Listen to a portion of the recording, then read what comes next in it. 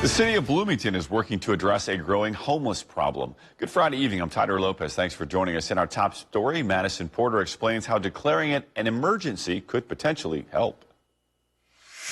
These are people who don't have anywhere to live and desperately need services. The number of unsheltered people in Bloomington and other cities nationwide went up after the pandemic, with the housing shortage, cost of housing, and the return of evictions. It feels like it keeps growing and growing. Now, the city needs to decide if they are at a point where they need to come up with a solution fast.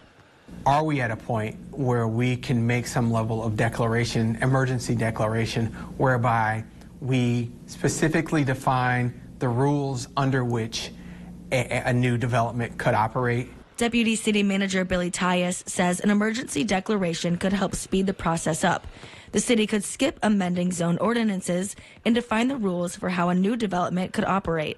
You can do this type of housing in this area for this need. But it's up to the relief groups on the ground to explain what would help most.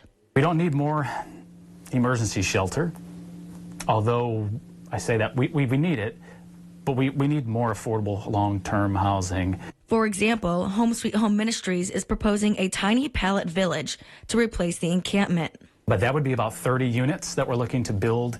That would at least take even some of our neighbors here that are in the encampment from an unstable tent into a stable place of their own that they can lock. But Steve Tassio adds it takes coordination, collaboration, and willingness. It has to have some emergency action that goes into it, with the idea that we need to do something now and forward think into the future. In Bloomington, I'm Madison Porter, 25 News.